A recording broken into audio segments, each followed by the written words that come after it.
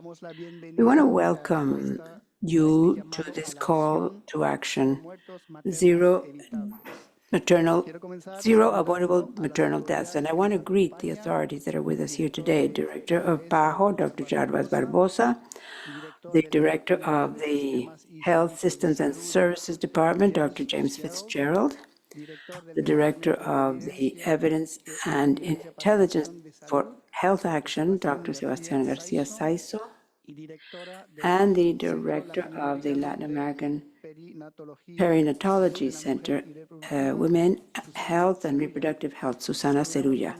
We also want to greet the ministerial authorities who are with us virtually, representing the ambassadors, the representatives of our strategic partner organizations in PAHO, and all of you who are in the room, as well as those who are with us virtually. We want to remind you that this event has interpretation into the 4 languages of the region: Spanish, English, French, and Portuguese. For those who follow us through Zoom, you can choose the language of your preference by clicking on the interpretation button in the menu at the bottom of the screen. The Q&A action is also activated so that you can leave your comments. To begin, I'd like to invite the Director of PAHO, Dr. Barbosa, to take the floor. Dr. Barbosa, please. Thank you, Paul, and good morning. Honorable ministers, officers of the health ministers of our member states, ambassadors, colleagues from PAHO, and thanks to all of you for your being here, and thanks to all from the region who are attending this event. In the year 2020, one maternal death occurred every hour in the Latin American and Caribbean region. In that same region, the maternal mortality ratio in the region fell back to the levels of 2 decades ago. These figures not only imply a worsening of health outcomes, but also a deepening of inequities, and represent particular and unacceptable tragedies that in most cases are preventable. The region of the Americas faces a complex public health scenario, characterized by inequities both between as well as within countries, and also due to a stage of triple transition: demographic, epidemiologic, and obstetric, characterized by a steady and marked decline in fertility, an increase in the age at first birth, high levels of births in health institutions, growing numbers of surgical deliveries, and an increase in the burden of preconceptional non-communicable diseases that indirectly increase obstetric mortalities. The COVID-19 pandemic exposed the vulnerabilities of the region's health systems, exacerbating inequities in access to health services with a profound impact on women. The impact of the pandemic resulted in considerable excessive maternal mortalities and deepened the inequities in access to essential sexual and reproductive health services. In the years prior to the pandemic, the maternal mortality rate in the Americas had stagnated, resulting from the multiple barriers to access to health and quality care faced by women and adolescents in the region.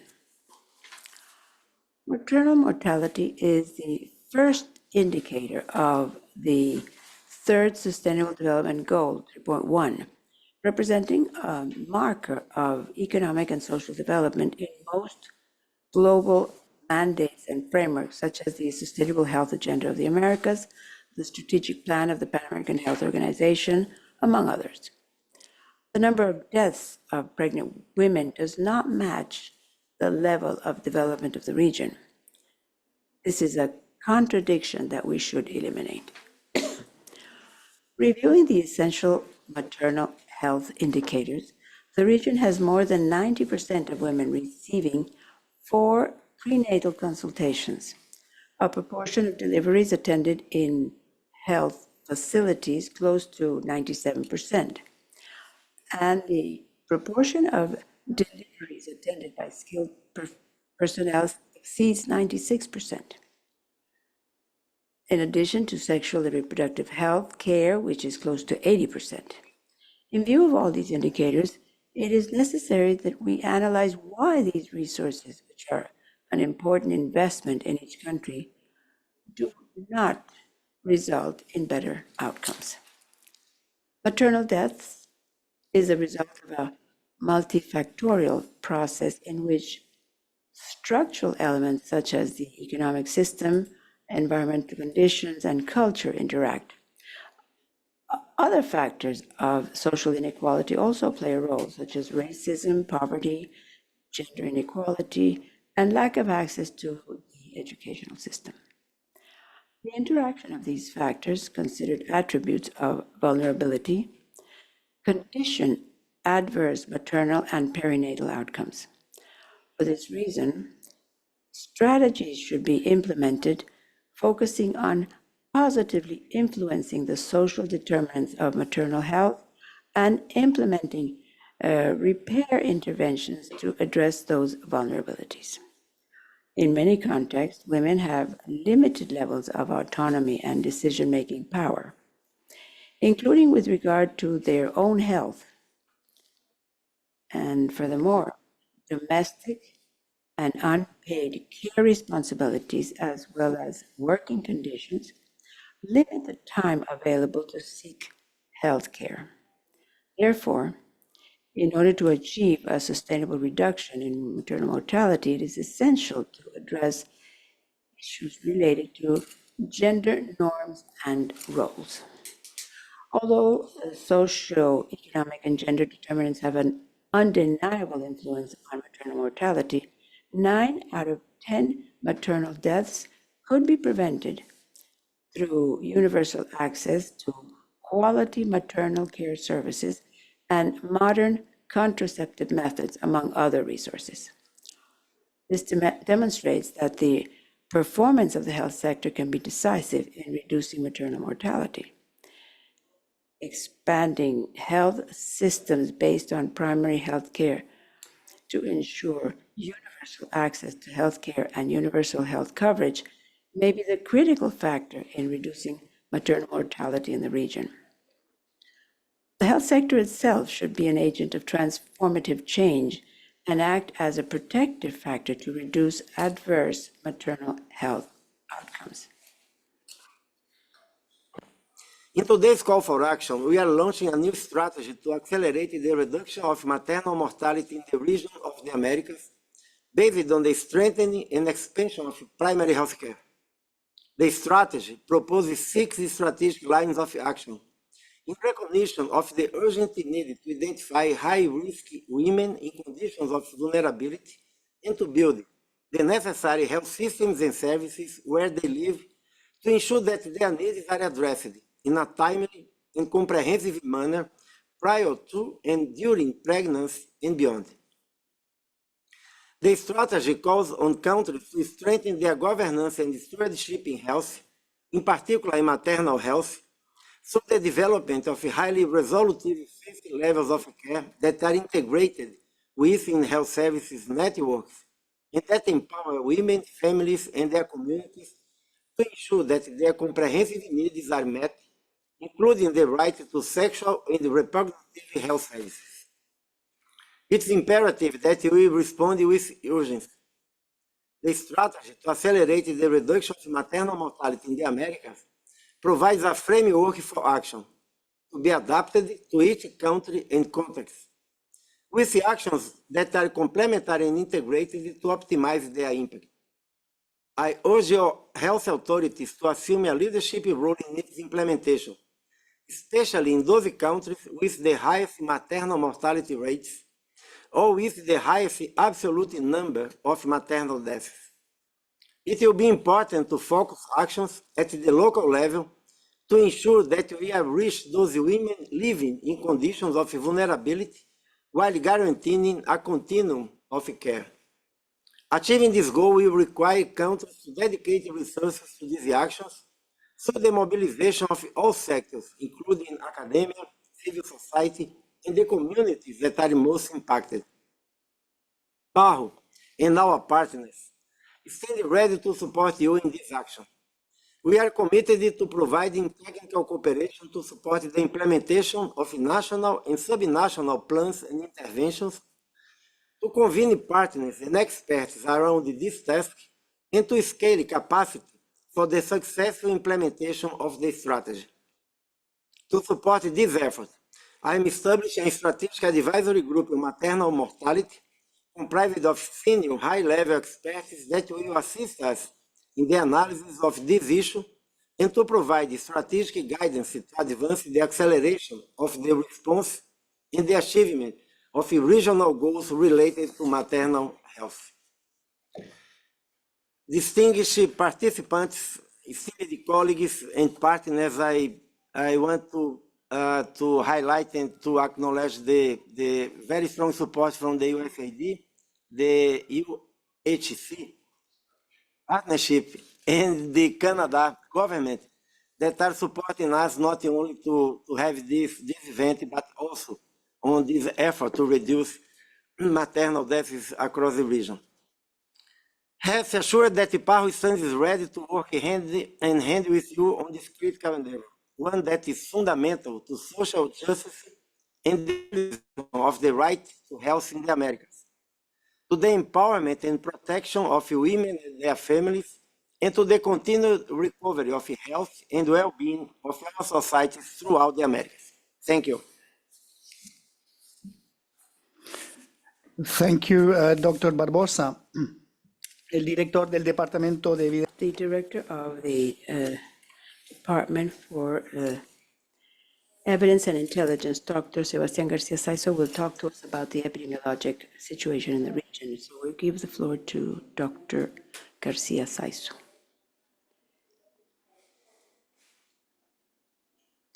Thank you, Paul, and good morning to all distinguished participants, authorities, Dr. Barbosa. It's a pleasure to have this chance to be with all of you this morning and talk to you briefly about the information we have available about maternal mortality in the region of the Americas and some of the factors that condition the specific actions to respond to a problem which, though not new, requires renewed action because of its size and the changes seen in this post-pandemic, post-COVID-19 environment. There are 6 initial premises we should take into consideration when analyzing the available data within the framework that Dr. Barbosa just referred to. The COVID-19 pandemic has significantly affected healthcare services as a whole.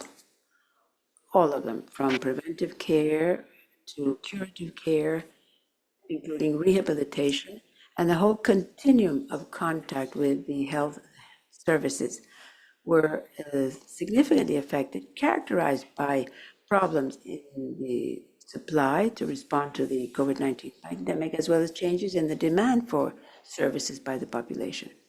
Part of this interruption of services affected the progress attained in the region in reducing the main causes for maternal mortality, which means that we may place at risk that important progress attained and the efforts made in the region in that direction. The regional impact is immense. Now we're going to see the figures of this delay of almost 2 decades in the values of maternal mortality in the region, and yet we see that this is even a greater impact in some specific populations in the subnational levels, with enormous differences, as Dr. Barbosa mentioned, between what happens in the countries and between the countries. Today, we have proven strategies and interventions that can help minimize the number of maternal deaths. In other words, we have actions that can be implemented to reduce these gaps and which imply an effort of all member states so that we can once again place ourselves in a position to achieve the goals set for 2030 in our own strategic plan, the Sustainable Health Agenda of the Americas, as well as the SDGs.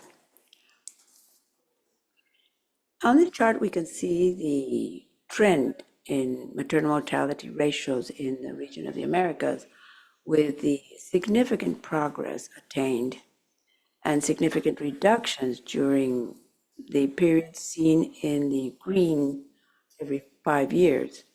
It was a constant reduction. It has to do with thanks to the policies showing that women can access the prenatal care services, can receive service during birth institutionally, and in general, the whole system that cares for this. But we see with a great deal of concern, however, that starting in 2012, this trend has changed, and we begin to see an increase, continuous increase, which takes us to the most significant one due to the COVID-19 interruptions that we see in 2016 to 2020, with a significant increase in the maternal mortality ratio. These figures come from the interagency group where we analyze maternal mortality, and this group, based on the data reported by the countries, shows an estimate of the number of maternal deaths and the correction factors that help us understand the under-registration or the lack of quality of the data, or in some cases even total absence of data, which also gives rise to our recognizing the need for more and better data to actually allow us to seriously evaluate the information and with the sufficient disaggregation so that we can understand the problems locally. Here we see the breadth of the challenge. We have 2020 values in a position which is similar to where we were regionally in 2001. 2 years of constant work, policies, and investments responding to maternal mortality, which are, again, in our consideration in this area. This is something we see in all the countries practically. Of course, with more or less data, we see how important it is to generate the necessary estimates so that we are able to truly understand the adjusted size of the challenges and, of course, understand regionally the comparisons between countries and how each one is progressing in their policies. We also see that it is important to not only respond to these national values where the averages often hide the realities within the specific populations where the vulnerabilities can be found, as Dr. Barbosa mentioned, determining the access as well as the results of the access to care.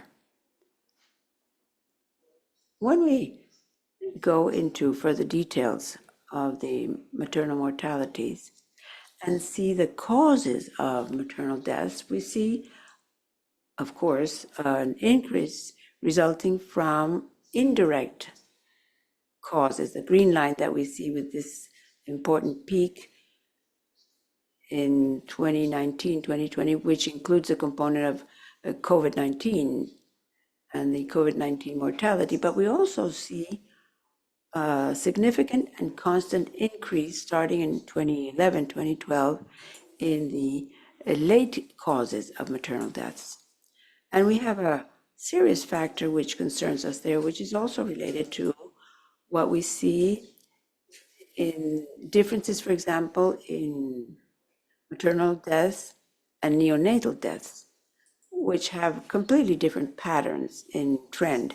And we see an increase, obviously, which in fact coincides with what we see in the mortality ratio regionally, with this increase that we begin to see starting in 2012. Now, if we go into further details of these causes, the indirect causes, as I said, we see the size of the impact of COVID-19, as well as a particular increase in 2019, 2020, 2021, where we have other non-infectious causes which are associated to this interruption of the services, which are so important and which, of course, led to problems in access as well as in the effectiveness of the services. Now, going into further details, in the equity measurements, considering cooperation and the work done jointly with the countries who have participated in the initiative, trying to understand the situation of maternal mortality in subnational environments, we see that it's not that discouraging. Important challenges, yes, we see the gaps in the absolute inequities as well as relative gaps of inequity. But in general, we see that the countries that have joined this initiative show an improvement, in other words, have closed the gaps. And what's important here is that we should continue to work with the national data and its availability, being able to generate more and better measurements of the current situation in the different specific populations, and include more countries in the initiative so that we can have a more complete vision of what's happening in this gap closing regionally. I have maybe three messages resulting from this analysis of the data and the work that's being done with the countries, where we now include the possibility of adding geospatial information tools so that we can have a better understanding of the dynamics that are affecting the access and the health results, and of course, linked to this whole environment, which helps us understand the vital statistics or the mortality and birth records, as well as the rest of the data that are obtained from the women's health care services. We see significant progress in prenatal care. Dr. Barbosa mentioned the figures, which are so important, and the important achievements in the region. But we also need to improve the quality and the possibility of resolving the postpartum service. We have to improve the availability of data, and we have to improve our ability to monitor the equity in access and health results. And we also need to begin to combine the different elements of our analytical intelligence to generate strategic information to identify actions focused on specific populations and particular geographic areas. Strengthening the information systems is a cross-cutting situation in all aspects of health.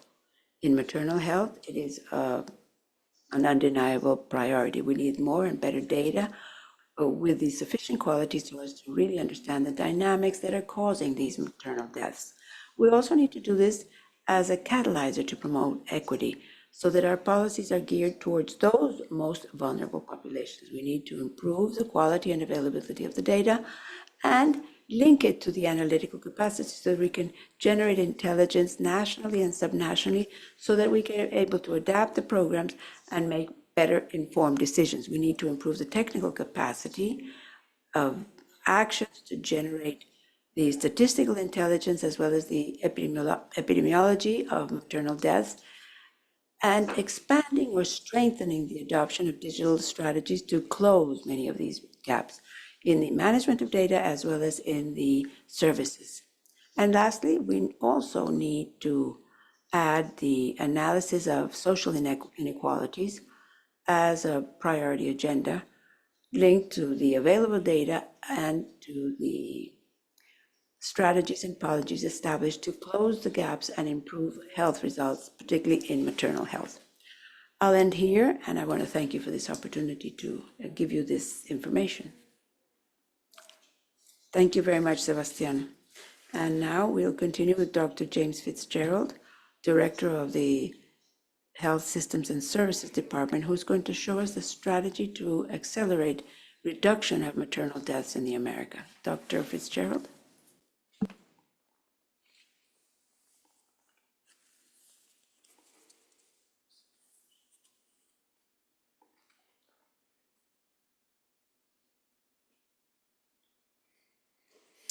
Thank you very much, Paul, Director Dr. Barbosa, colleagues here in the room present, and to the more than 530 people connected on Zoom this morning for this important event. A very good morning to you all.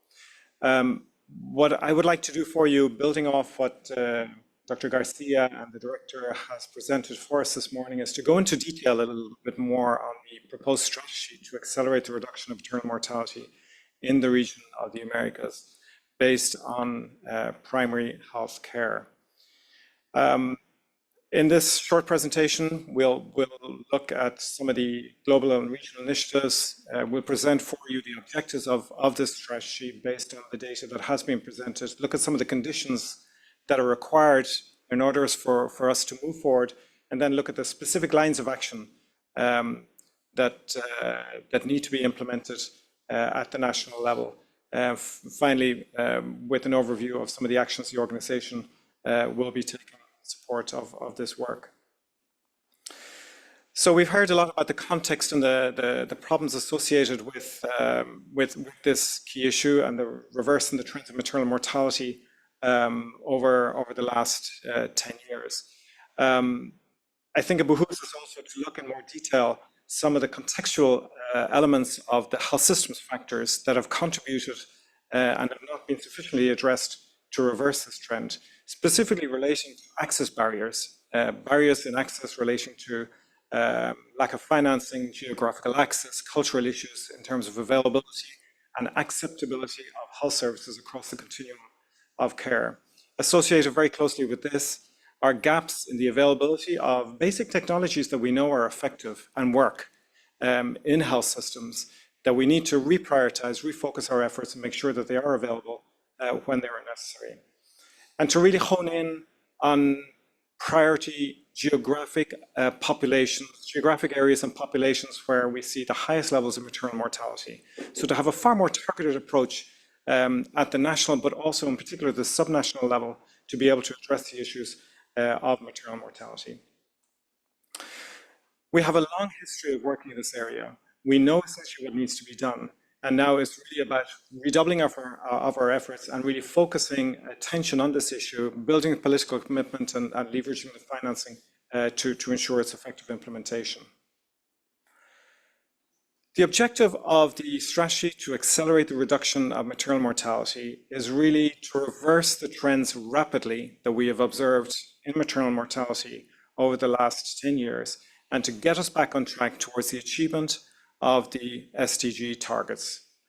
In particular, to focus and achieve and to reduce the target, or reduce the levels of maternal deaths from where it is at the moment in the order of 58 right down to 30 per 100,000 live births. And the specific objective of our strategy is to really support our countries and to accelerate action at the national levels through the strengthening and development of institutional capacities and through technical cooperation to strengthen maternal care based on the primary healthcare strategy. And I'll talk a little bit more about that now moving forward. But let's look at some of the preconditions that we feel are really important for us to re-examine at the national level for us to be able to be successful.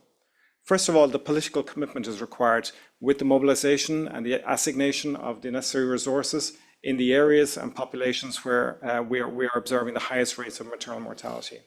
Multi-sectoral action across government, including social participation, with, as Sebastian mentioned earlier on, the generation of disaggregated data by territory, by population groups, by income levels, that in a manner that is transparent and publicly available so that we can actually understand the context in which people are living and the situation in terms of maternal health. We will be very much focusing, and we urge countries to focus on the consolidation of the strategy of primary health care. Primary health care is a strategy that really addresses the needs of people where they live, based on the context and the conditions of the area in which they're living, and addresses also the social determinants of health. And so through the primary healthcare strategy, we can really move forward in ensuring access to necessary services that are required at the first level of care, but also fully integrated in integrated health services networks. Another condition are the legal aspects, the insurance of the execution of the highest right to the high sustainable right to health, and the protection of sexual and reproductive rights, and the incorporation of gender in all our policies. And of course, we have the mobilization of society around this issue that is so necessary. As Dr. Barbosa mentioned in his opening remarks, we have 6 lines, 6 strategic lines of action that we will be supporting in countries. And I'll go through these now in some detail.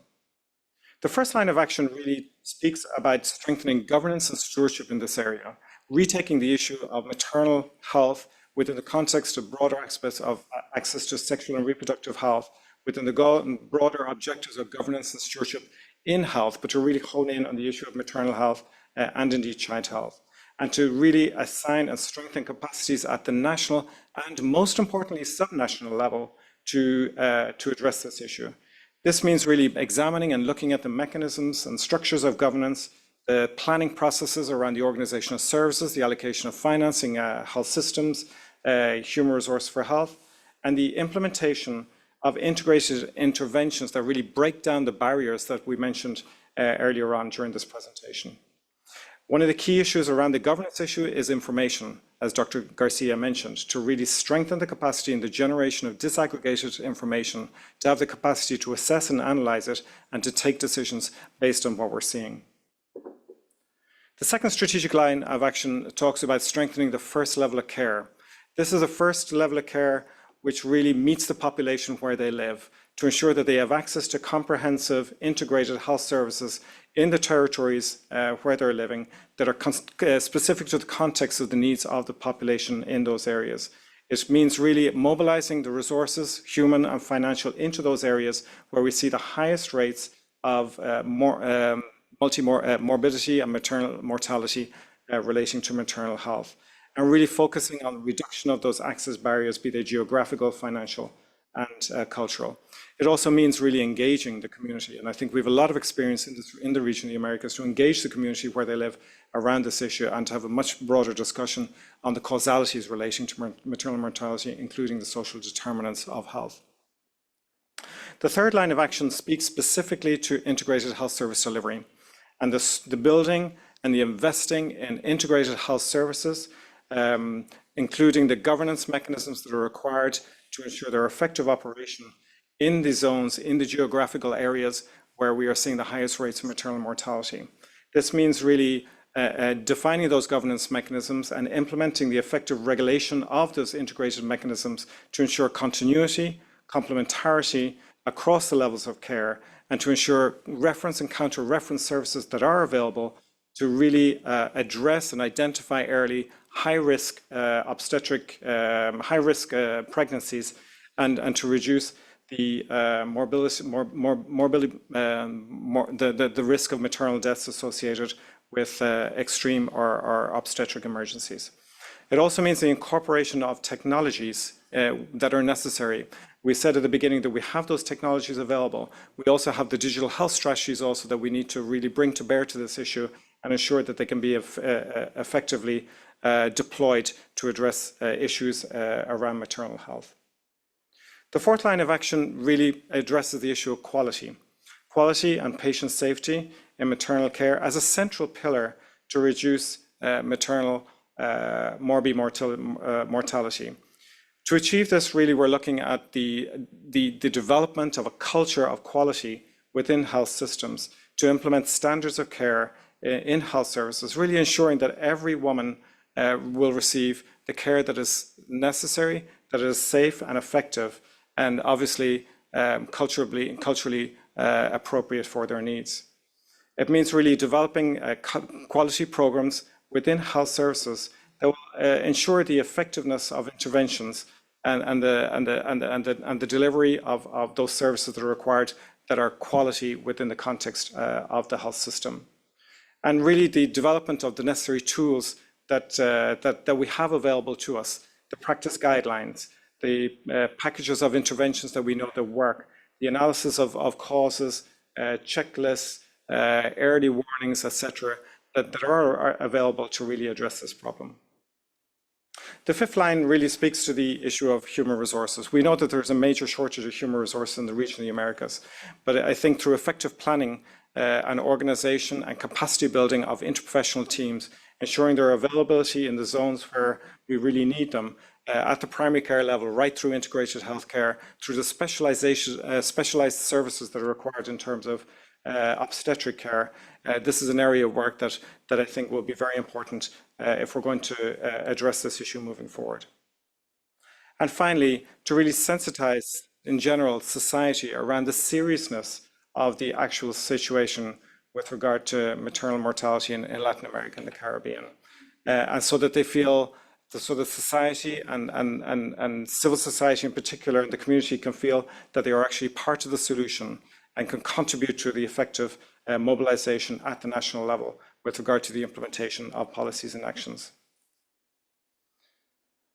The organization is committing to really support this mobilization, this call to action, through the presentation of our reference frameworks, through the implementation and technical support in the implementation of this strategy at the national level, and to deliver technical cooperation that is required to countries at the national and subnational level to address this issue.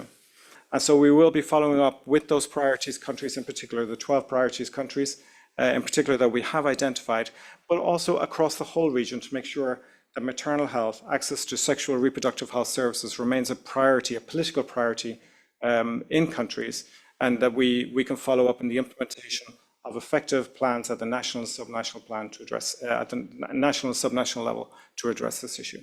Thank you very much.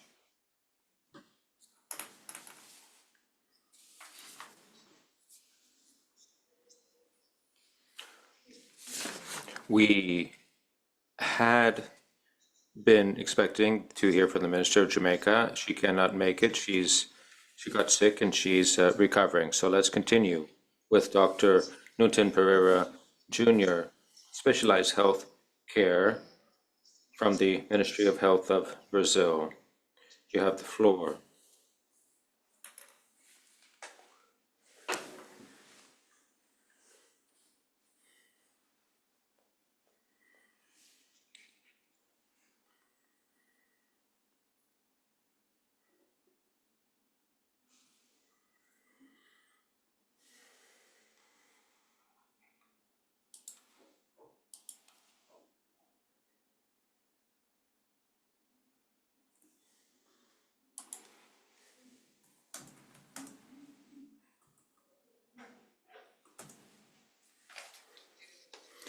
You have the floor, Doctor.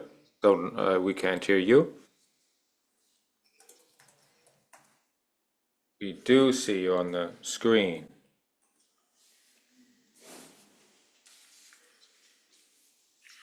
We can't hear you, your microphone. If you could try to activate your microphone, please.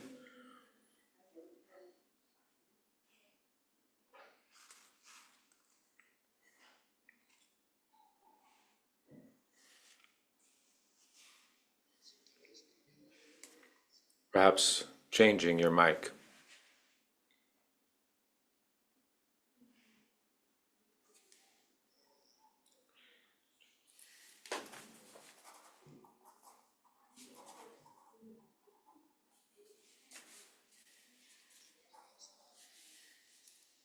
Well then, let's give the floor, we'll get back to you, Doctor. Let's give the floor first to the Vice Minister of Integrated Networks of Honduras, Dr. Nursa Paz. You have the floor, Doctor.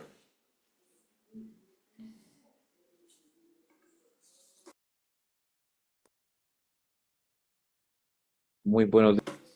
Good morning. Testing my audio. Can you hear me? Yes, we hear you very well. Thank you. Good morning. My name is Oscar Perez, Nursa Perez. A greeting to Dr. Jarbas Barbosa, Director of the Pan American Health Organization, Dr. Nilton Pereira, Representative of the Health Ministry of Brazil, staff of the Pan American Health Organization, and health staff of the countries of the region of the Americas.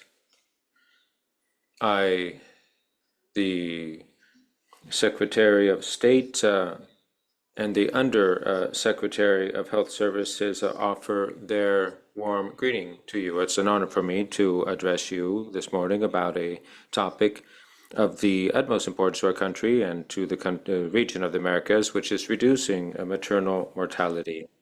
Maternal mortality is a crucial indicator of well-being of a country, reflecting the quality of our healthcare system as well as our commitment to human rights and to gender equity. To approach this challenge, we have to implement different actions and good practices that enable us to enhance care and follow through on maternal health care in Honduras. So today, I would like to present to you a host of actions and best practices that Honduras has been carrying out, framed within the leadership of two women. We have the president, the constitutional president of the Republic, the first female president of our country, Castro Sarmiento, who has issued a mandate that health is her particular banner, her fight trying to reduce the gap of access to health, enhancing service coverage, and to particularly tackle social inequalities which keep the population from receiving the quality health care it deserves. Second, the person who has delegated me to lead up this force, that is Dr. Carla Perez, the Secretary of State, who ever since she was sworn in, she has issued the order to put together a national health plan and a strategy to strengthen the healthcare system, focus on primary health care. And it's within this political and technical framework that I will be talking to you about the actions that this administration has been carrying out in our country to achieve zero maternal deaths and to avoid the avoidable. Honduras has a national plan to reduce maternal mortality and a national-wide committee that brings together all the main players or stakeholders in the healthcare sector, in which we plan our actions, always based on evidence, to reduce maternal mortality. Without data, we can't act. As the first speaker said, we need the information that we do have to be complete, accurate, the right information, and that it be timely. One of the actions that the current administration has undertaken within the plan to reduce maternal death, a surveillance program by putting together maternal mortality surveillance committees, which we currently have in 100% of all the hospitals that make up our network of services and 82% of the 298 municipalities in our country. As a best practice, we are strengthening capacity to implement the methodology of a concerted search for women prone to maternal deaths. We have a database for this purpose, and now we can act accordingly to avoid their deaths. This is how we seek to empower local authorities and especially the community that play an active role to reduce maternal death, taking into account the conditions on the ground locally. A third action and good practice has been the standard and protocol of action based on evidence in line with the best international practices tailored to the Honduran context. This protocol is a manual which guides staff in handling obstetric emergencies, standardizing the approach, seeking always to enhance the quality of the care offered. Now, in the field of sexual and reproductive health, the implementation of first level of care and increasing the success rate for long-term family planning. We have a $2 million budget to buy equipment to avoid early pregnancies and to address obstetric emergencies. Now, seeking to enhance the quality of care on an ongoing basis within these integrated healthcare services, which include putting together the teams of zero maternal deaths, seeking to avoid the avoidable in the main centers of reference in the country, and especially wagering on equality. We have Garifano, indigenous, and mosquito indigenous population represented. Now, in triage, the implementation of the module for individual assessment and the initial handling of any type of obstetric complication. We put together rapid response teams to address complications made up by a general practitioner, a nurse, an anesthesiologist, a lab technician, and a blood bank. We have put together kits to address the main obstetric emergencies or complications, and also a package for addressing these emergencies, and also a protocol for the transportation of women having complex obstetric emergencies. All of this has enabled us to achieve promising results, which encourage us to continue carrying out all these different activities aimed at reducing maternal deaths. The Pan American Health Organization in Honduras, with the financial support of the Government of Canada, have offered us support in capacity building of our multidisciplinary teams, including the blood bank, because obstetric hemorrhage is still one of the major cause of death. We've seen immediate results in the reduction of maternal mortality by putting together these zero mortality maternal mortality teams. Now, we also are transforming our digital approach. We've implemented telemedicine and prenatal teleconsultations, working with community midwives and leaders to be aware of warning signs such as blood pressure, and using cell phones for carrying out telehealth, saving women's lives and that of their babies, assuring that we offer timely care to avoid morbidity or mortality from gestational hypertension. We have the Latin American perinatology support system that helped us put together a information system to come up with a birth registry or registrar in Honduras, making it possible to ensure greater use of information for the purpose of monitoring the quality of the care given to women and children on a nominal basis within nationwide. Now, this SIP is going to be a tool working with the other registrars which will help us gauge the quality of maternal and neonatal health, women undergoing miscarriage, to identify these cases. In our registry, we have put together 6 simulation centers in which we have simulators for training in care, in childbirth, delivery, obstetric emergency handling. All of this will lend sustainability to the training processes of our human resources. We have kept our network of hospitals for offering care to women who might suffer a miscarriage up and running. This is a strategy that has been implemented in 15 of the 30 some odd hospitals, offering immediate or the day after,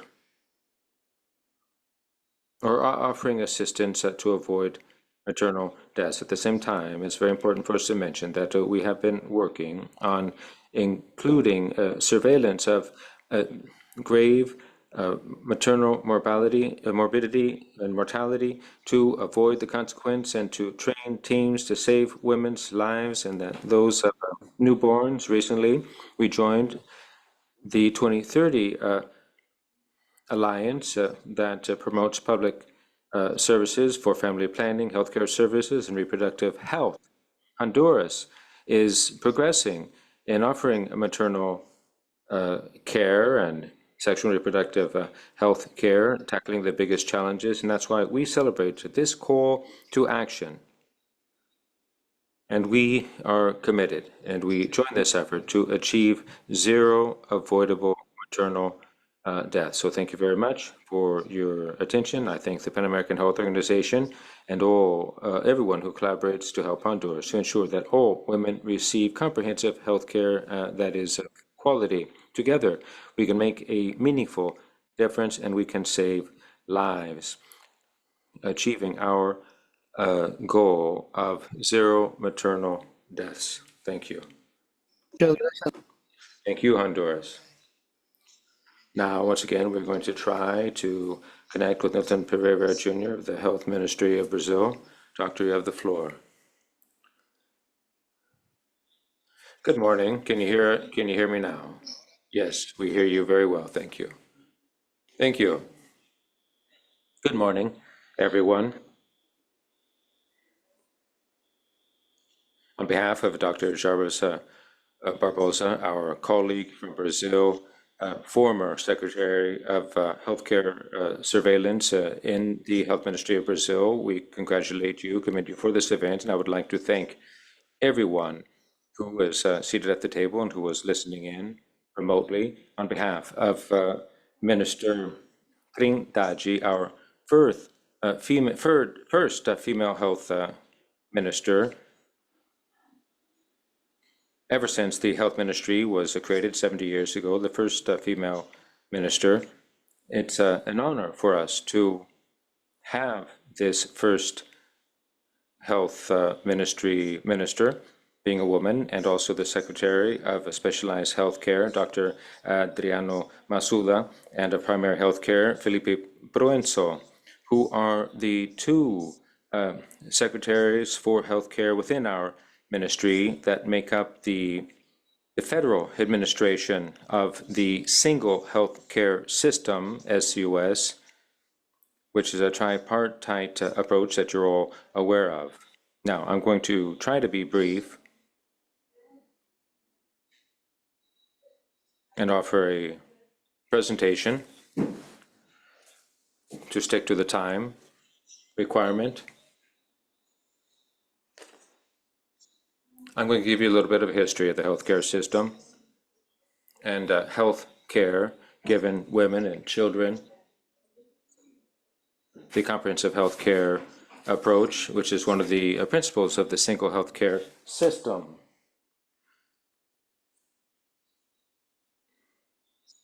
That seeks universal healthcare access, comprehensive access, as well as complete or thorough access.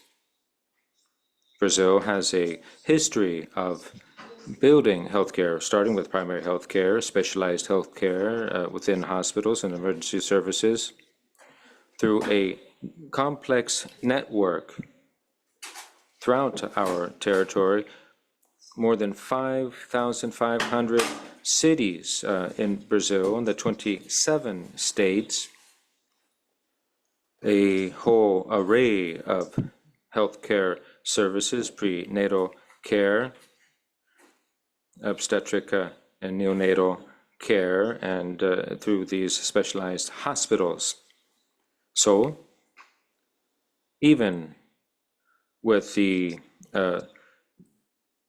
history of the single healthcare system that's been quite successful, we still face a number of challenges to reduce maternal mortality. We have made much progress in enhancing the healthcare services and sanitation services that we offer the Brazilian population. However, there are still many challenges we have to overcome, especially social inequalities, economic inequality, racial and gender-related matters, and to this effect, the Minister of Health under President Lula have been leading us in revamping our strategy, which we are calling comprehensive health care for pregnant women. The network that was launched by President Dilma 10 years ago, the Stork network, we're enhancing its coverage. So if I would please ask you to help me move the slides along. So we are presenting, or we're going to show you what the current situation is, working together with our representatives of the tripartite makeup of the SUS. Now, at the beginning of the current administration under Lula and Health Minister Nisa,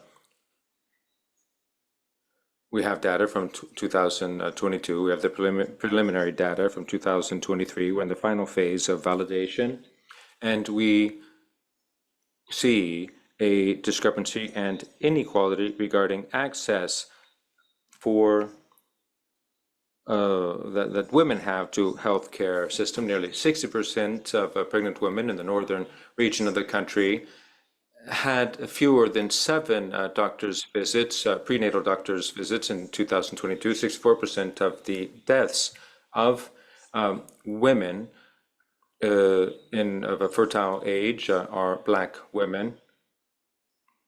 Reproductive age, that's one of the worst indicators. We have a high rate of maternal mortality. We are far from achieving the Sustainable Development Goals of 30 deaths for 100,000 in women, and we have currently 31 macro regions of health in Brazil that have the worst indicators compared with the rest of the country.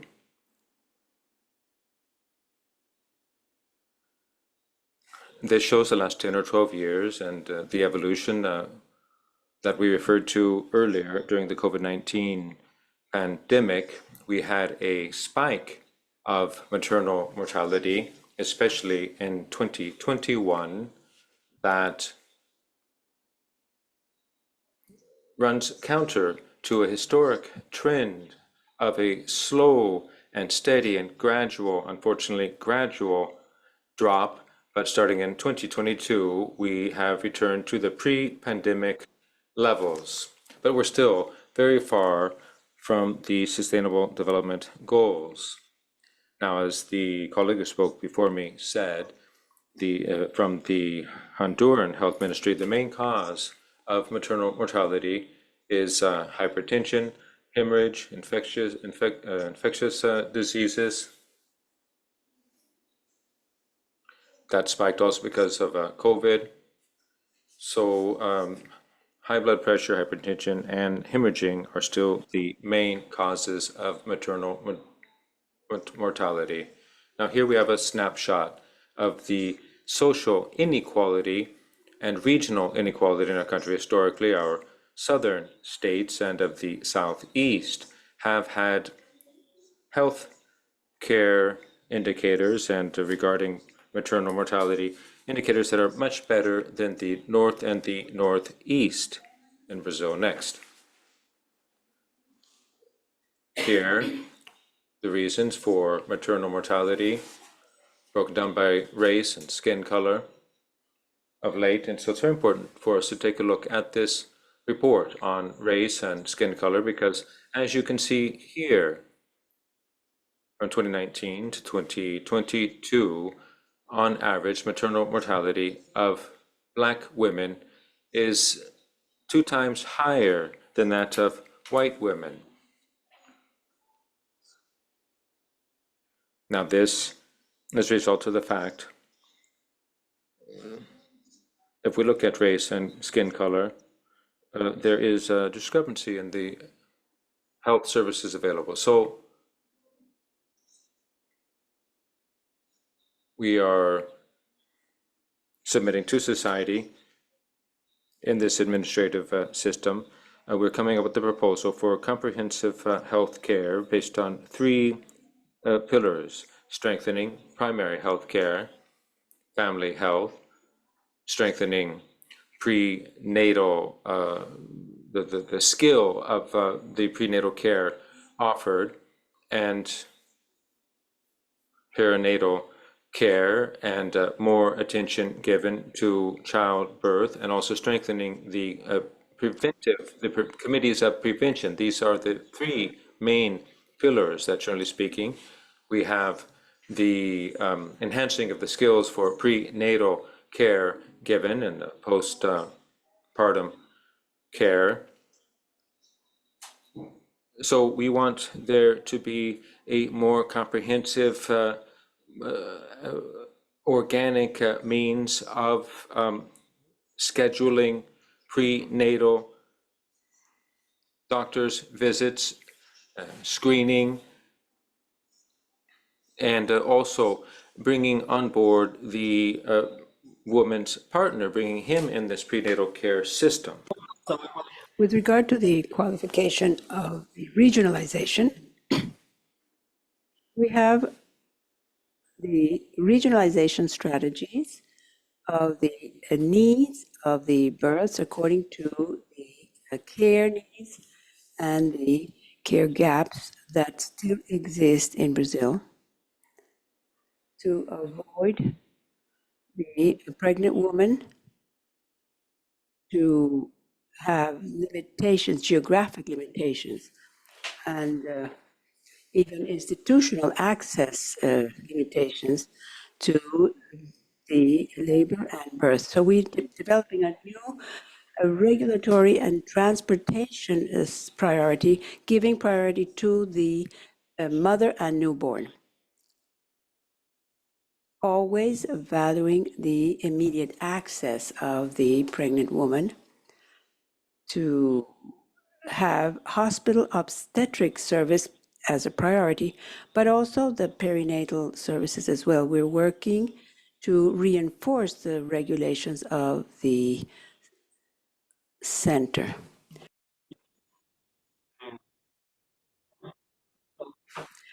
There's the commitment and research strategy of all deaths in women in the fertile age, and the evaluation of this.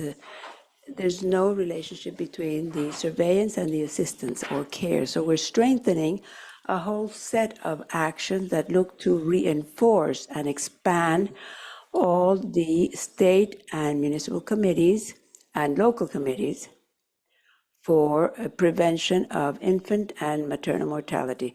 There's a national plan to deal with infant and maternal mortality, chaired by Minister Misi and the President. There's also the establishment of a national committee for prevention of infant and maternal mortality, and then a technical chamber with an ethnic racial approach because of the data I showed before. And in this respect, it's important to expand the network and therefore expand the financing so that the people can qualify to these services. But without a doubt, there's a need to expand the supply. Since we already have a set of strategies of comprehensive management and comprehensive care, we're going to strengthen the baby and birth centers, be it normal birth or perinatal, high-risk births, maternity risk. All of these services are there already. What we're planning to do is to strengthen them with more financing, with telehealth, and professional qualification. We're going to finance new components, such as the outcare, high risk, the milk banks that have very little financing are also being expanded. We're going to be qualifying the high-risk births and the obstetrics in general, and we're creating a transportation and regulatory system to include throughout the network with specialized care. The minister has already decided that aside from expanding the network, we will have more than 2 billion in 2025 to expand the network. And President Lula has already launched recently, we're beginning the work throughout the territory, growth program focusing on the maternities and normal birth centers. We have we're planning to build about 60 maternities and 90 birth centers throughout the territory, seeking to increase access and reduce maternal mortality.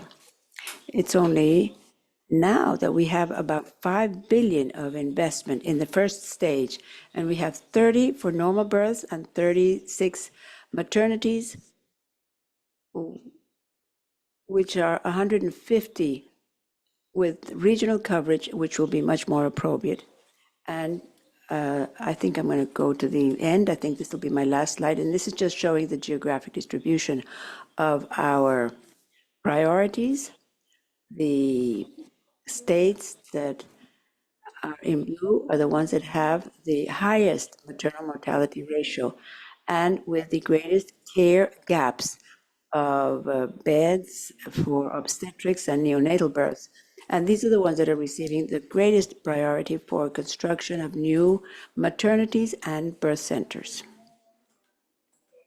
Next, please.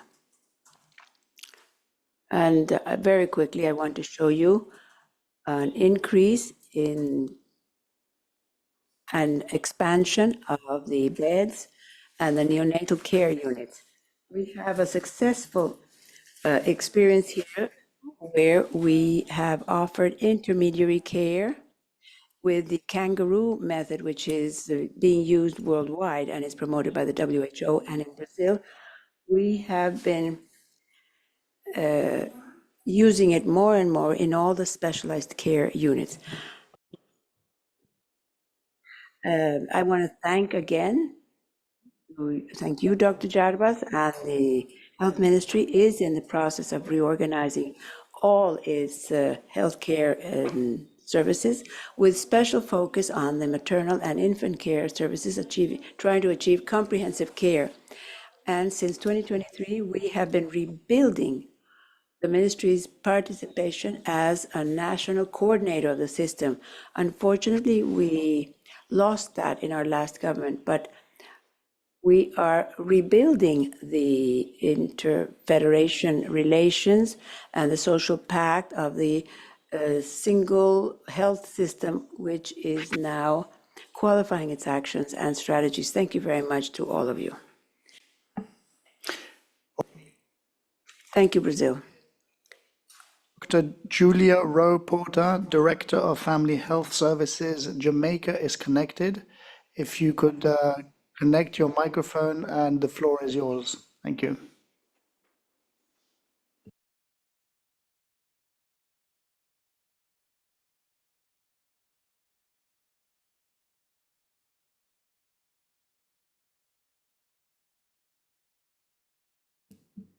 We'll give Dr. Julia Rowe Porter a second to connect.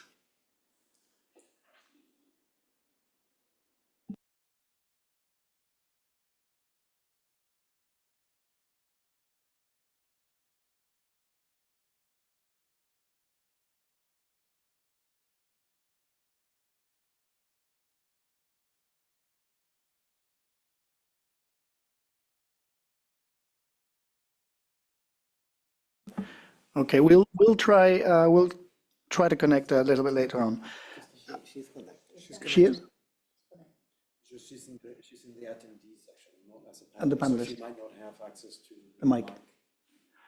Okay, well, while we resolve the technical issues, we'll just go to the next part of the event and we'll try to come back to Jamaica. Antes de dar la... And before I give the floor again to Dr. Fitzgerald, we would like to share a webpage we've created specially to place all information related to this subject. It's a dynamic page. It's in construction, and we'll be sharing all the documents and novelties. And from there, you can download this call to action, Zero Avoidable Maternal Deaths, which was launched today. Again, I'm going to try to see if Jamaica is online and are able to connect. Have access to the microphone. I invite you to connect. We'll give you a few seconds to connect. If not, we'll move on with the next part of the event.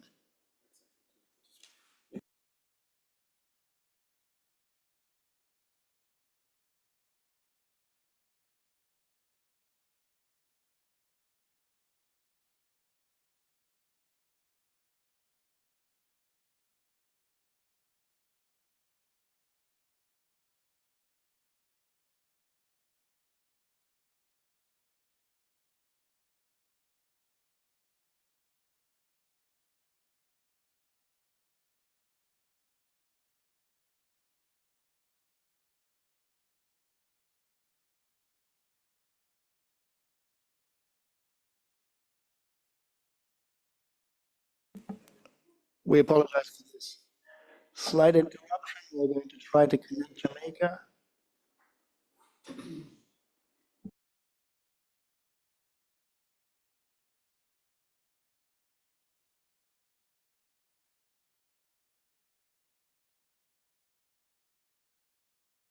Okay, so while Jamaica tries to connect, we are going to go to the chat. There are apparently a number of questions that have come up. So if I'm not sure who will take the. Oh, she's connected. All right, wonderful, wonderful. Dr. Julia Reporter, if you can hear me, you have the floor. If you can open your mic. We hear you fine. Thank you so much for connecting. Over to you.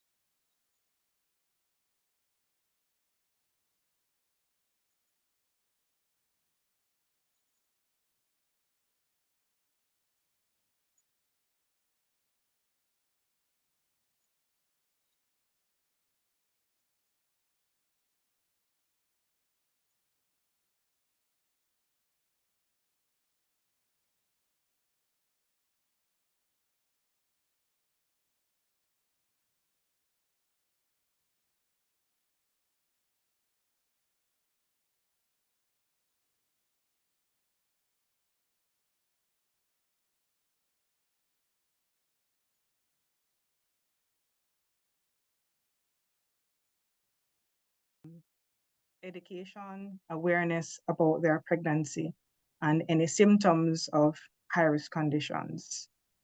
We've also prioritized our documentation, so paper-based.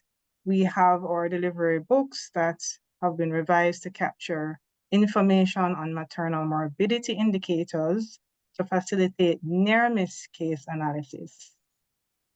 In terms of our regulations under the Public Health Act, all maternal deaths are Class 1 notifiable, and this means there's a requirement for notification within 24 hours on suspicion. The initiation of timely investigation of these cases. And while over 99% of our pregnant women are delivered by skilled birth attendants, there is a critical shortage in our system of midwives that must be addressed urgently. So as a country, we are concerned about the increasing trends in our national maternal mortality ratios over the past 2 decades, which show that we are not where we really want to be. And during the period 2000 to 2023, the maternal mortality ratio for Jamaica ranged from a low of 72.4 in 2009 to a high of 211 in 2021, with that increasing trend line noted. And post-pandemic, we would have had 161 in 2022 as we emerged from the pandemic. And in the last 5 years, we've noted that our causes, the top causes for our maternal mortality include hypertensive disorders of pregnancy, obstetric hemorrhage, obstetric emboli, and abortions, both spontaneous and induced. which are direct causes. We've looked at the avoidable factors for our maternal mortality, and we have identified and classified these factors using the delay model. And based on the analysis, we have noted that there are two main areas for intervention for Jamaica. Firstly, there's a gap that exists between the sharing of information with our clients and the understanding and application of this information by the clients during and after the antenatal period. And this is evidenced by the high number of cases associated with delay 1. In response, Jamaica will be launching a robust antenatal care and well-being communication campaign this year, which is expected to last at least 15 months. And it is expected that this will close the awareness gap and facilitate the transfer of knowledge into behavior change. Secondly, we note that there are delays in clients receiving appropriate care after presenting at our health facilities. And this has been associated with lack of timely actions taken for the cases, as well as decision-making during the consultation process. And we also acknowledge that there are resource constraints in our setting that have been identified, such as lack of drugs, equipment, and blood products to address postpartum hemorrhage and other critical obstetric emergencies, and as well as inadequate resources to transport critically ill patients to higher levels of care. So to address our health facility factors, there are a number of strategies that we have initiated where we have a robust mechanism for developing care guidelines for critical conditions such as postpartum hemorrhage, and we're grateful for the support we received from PAHO in 2019 to develop and disseminate these guidelines, as well as conduct training in 2023 for our birthing sites.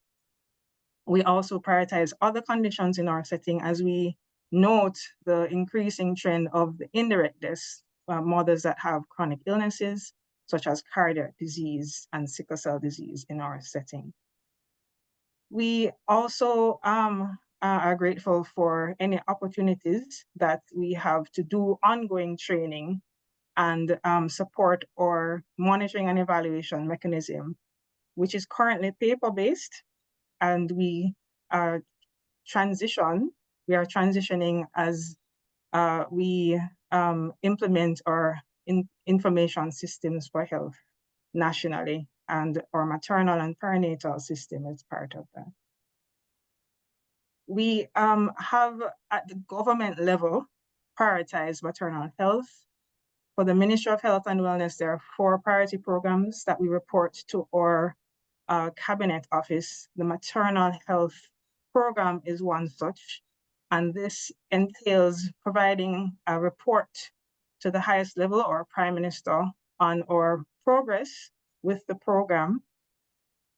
So this would have been a new initiative of the government to ensure that there is involvement and feedback and support from all sectors of society.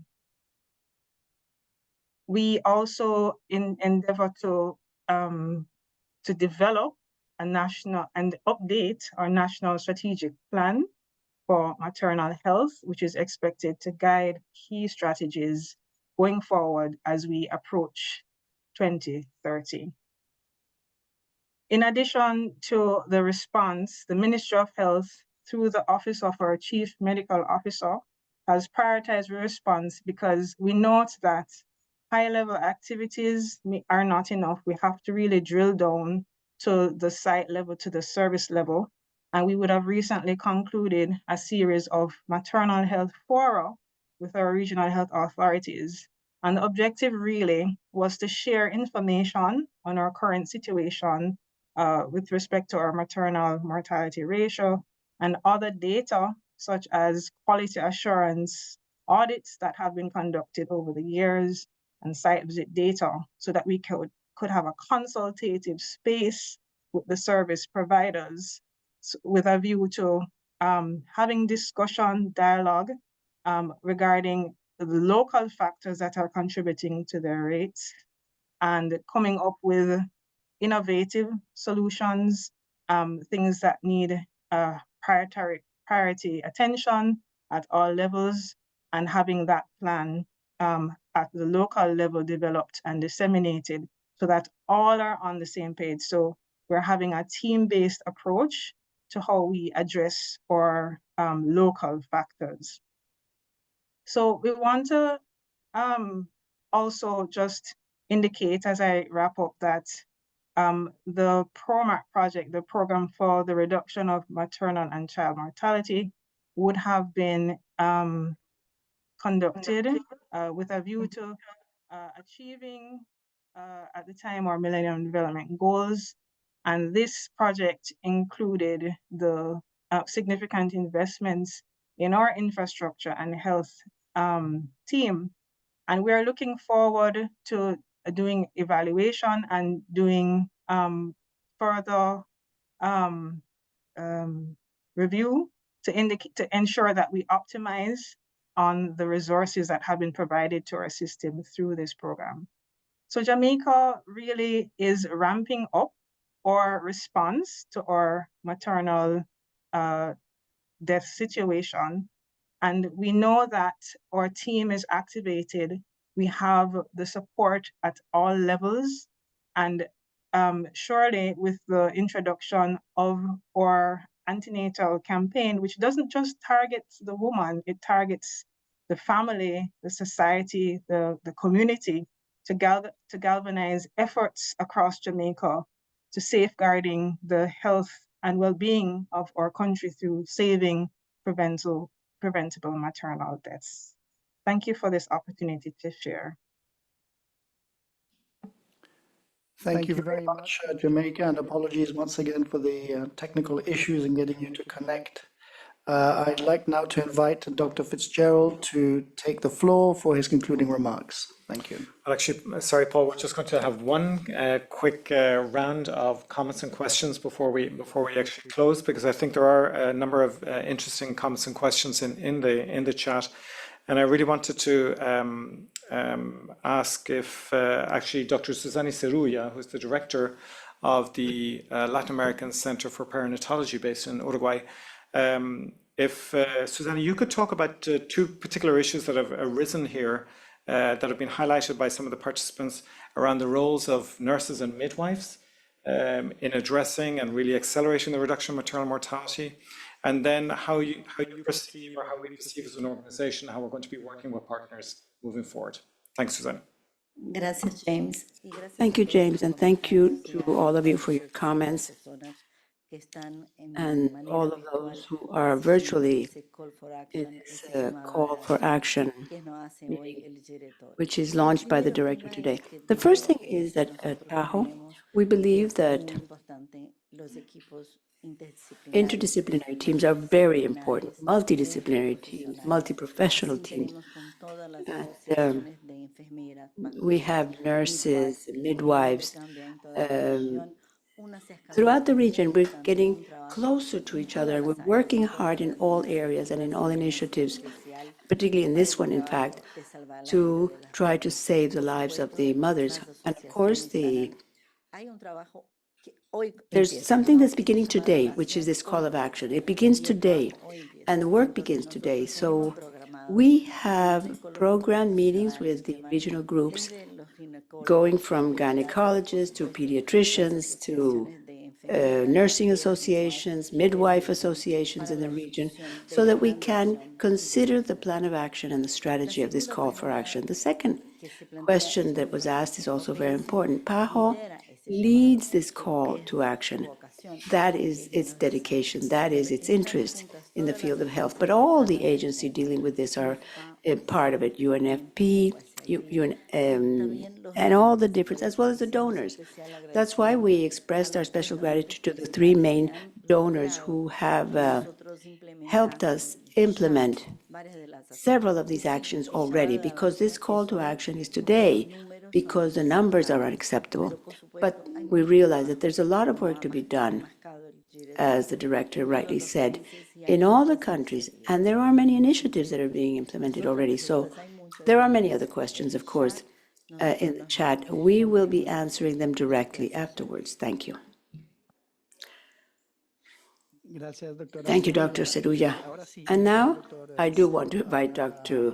Fitzgerald to take the floor and say the final remarks. Special note of thanks to all the representatives from the countries that participated this morning with presentations, with interventions, Honduras, Brazil, Jamaica, that really have shown us that the interventions that are ongoing are very much in line with the strategy and the call to action that Dr. Barbosa, as Director of the Pan American Health Organization, has launched here this morning.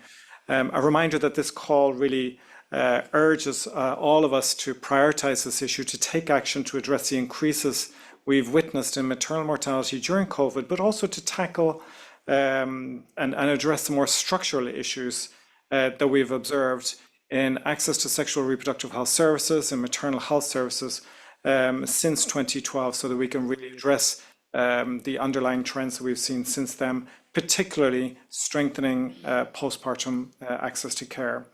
So we've released the call today. The strategy is also available, and we will now really be focusing our action jointly with our partners and with countries at the national level. In this regard, a special note of thanks to our partners here, to USA, to Canada, to all those participating in the US-UHC partnership, and also to all those in the interagency group who have joined us virtually. As I said, we will continue to work with you all, but really focusing our actions at the national level in building the political commitment and the technical know-how, delivering the technical cooperation required to address this issue. Thanks to our Director, Dr. Barbosa, for being with us here this morning. Thank you, Paul, for moderating, to our translators, to all the team in CLAP, a special note of thanks for all your hard work, to Sebastian and all colleagues present. Many thanks. Muchas gracias, Dr. Fitzgerald. Thank you very much, Dr. Fitzgerald. And thank you all for joining us this morning in person as well as virtually at this very important event. And to say goodbye, we want to show you a video that was prepared with the support of Global Affairs in Canada, which shows the actions developed by the organization in the different territories. Those of you in the room, when you wish, we invite you to share a little tidbit outside the room. Thanks for coming. Good day, and have an excellent rest of your day. And let's have the video.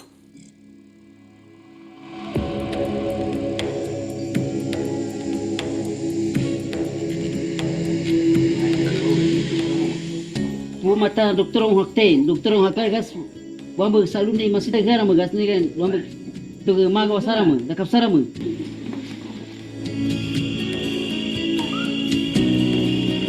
Nosotros recibimos la llamada en la madrugada que nos llaman de la comunidad de Cusuchapi.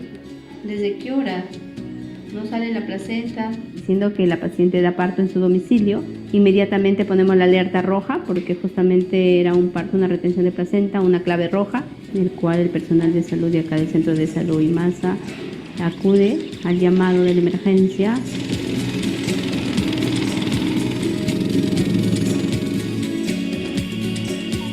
Ya mina señora anko ve impia dikasbo sawan pasamunum dutikasmunum pachesmo pohamono achikue di pachesbo achikue a las 3:30 chikanan kamas ni pohamonum ucing mamtikere mina señora hon dutika kimonunan asekun ampuin anu kowe nunik mate wi puyer hukure salud IMASA.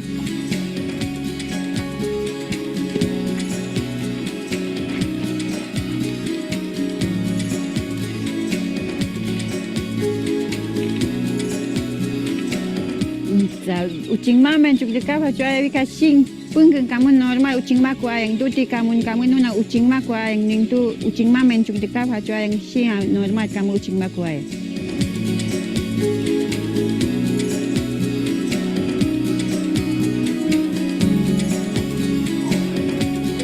El paciente se encuentra en un mal estado con un diagnóstico de un shock hipovolémico porque fue de un parto domiciliario, una retención de placenta, no de más o menos unas 3 horas.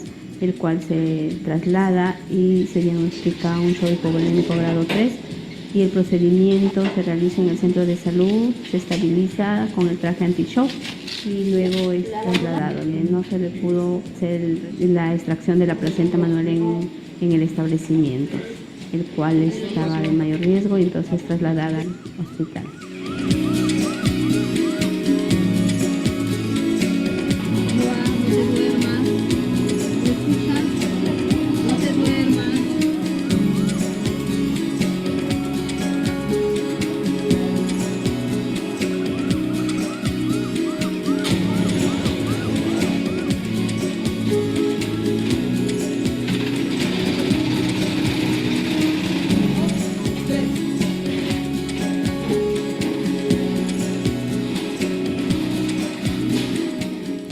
Kamununa aha puto ang matihin kiti pusan kana tipo dia aha shindan digman imbo hunga umikbono wakan bawa pawaka to san tibon kamunui leong shibawa iwak ma mutakiwi kanui dikowele.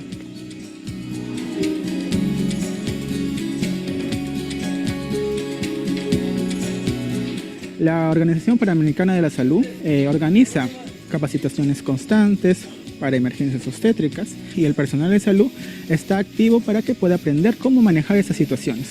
Estas capacitaciones son muy importantes para reducir la mortalidad materna, para reducir esas emergencias que constantemente pueden presentarse y poder llegar a más comunidades y atenderlas de la mejor manera.